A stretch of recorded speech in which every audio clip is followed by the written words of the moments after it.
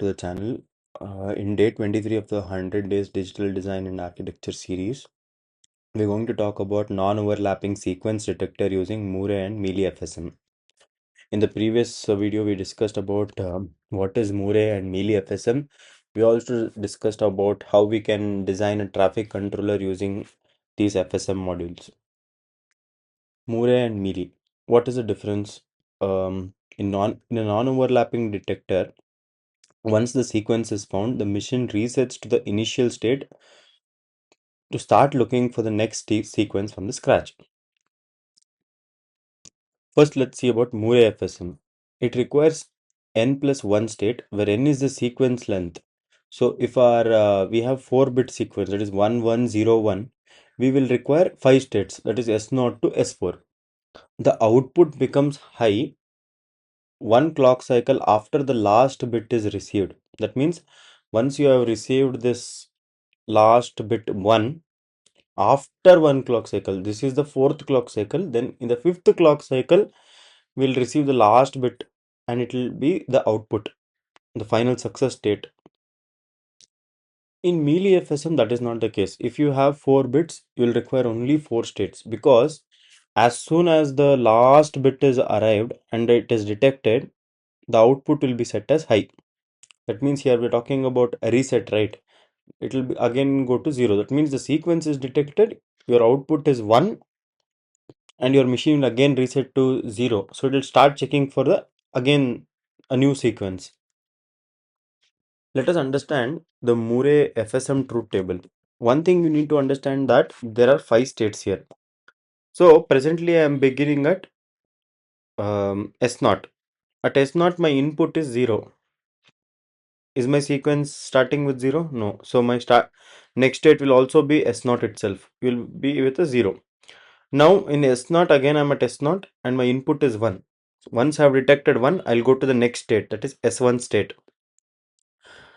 And my output is still 0 because I haven't got my full sequence, right? Now I am at S1. I get 0. No, again I am not satisfied. Again I'm asking it to go back to S0 because here the sequence is not detected, right? I wanted 1, that did not happen. So again I have to start fresh. Now I am at S1 and I'm waiting for another sequence, that is 1. If I get 1, I'll go to S2. Now I am at S2. I should wait for 1. If I should wait for 0 because third state is 0, right? So if I get 0, I'll go to S3. Now I am at 110. Now I am at S2. If I get again 1, I have to go back to S2 because till here it is confirmed, right? 1 I have already got. The only thing that I need to get is a 0 next. If I get a 0, I'll go to S2.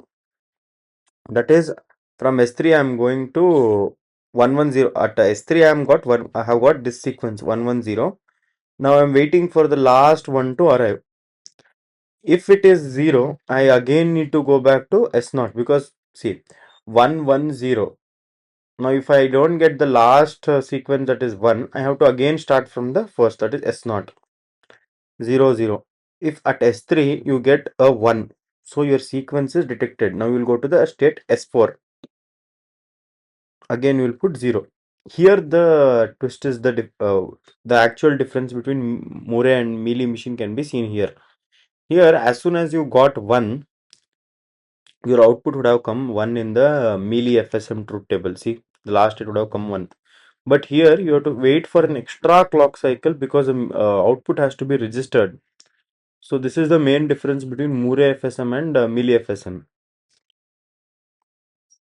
Again, the same thing that is repeated here also, the same sequence I have seen, but the only thing that is changing is there is no S4 state, and you can get the output within 4 clock cycles. If you have 4-bit input, you will get it within 4 clock cycles. Let us now discuss about Murray detector, how to write the Verilog code.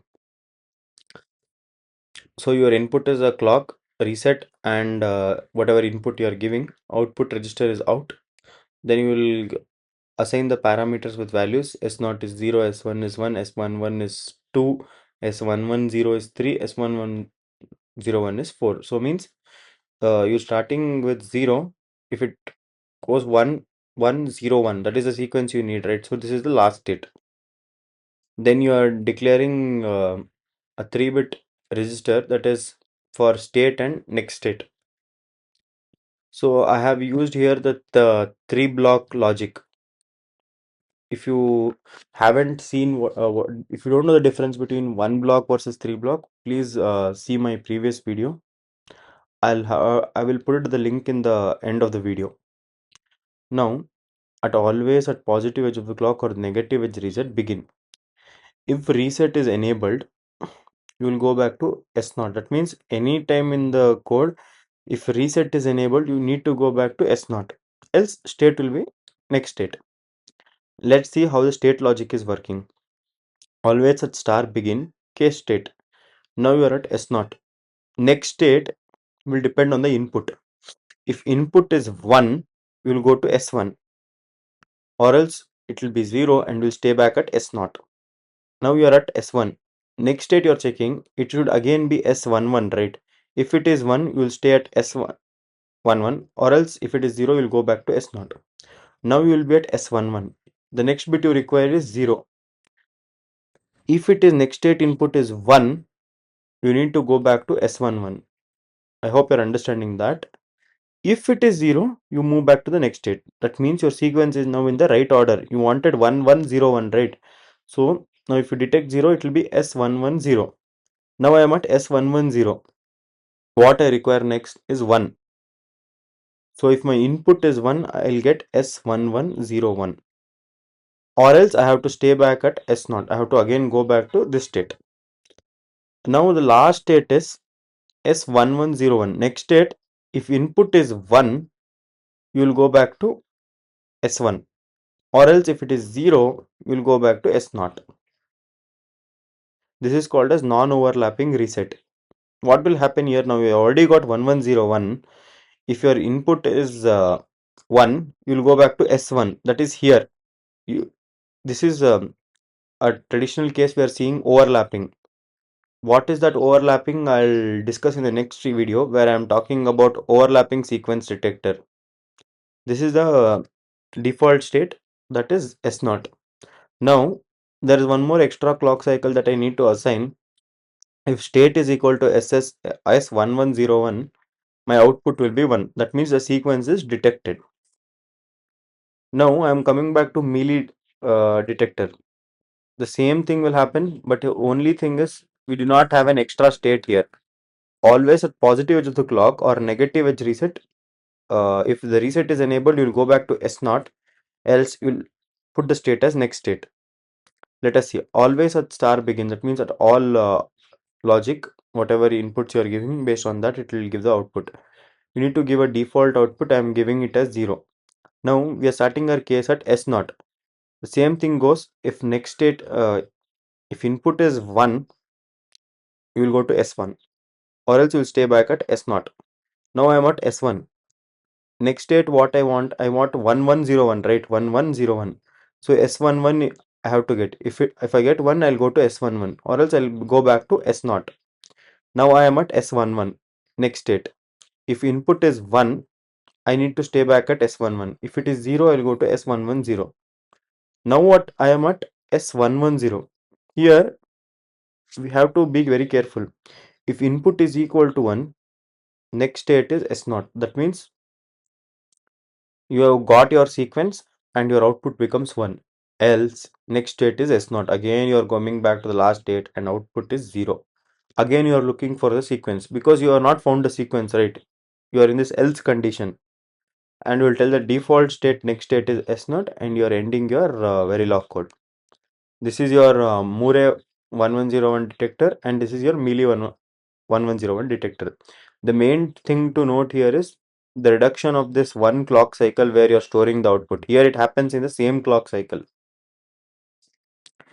This is what I was talking about, the state count. Here it requires n plus 1 state. Here it is n.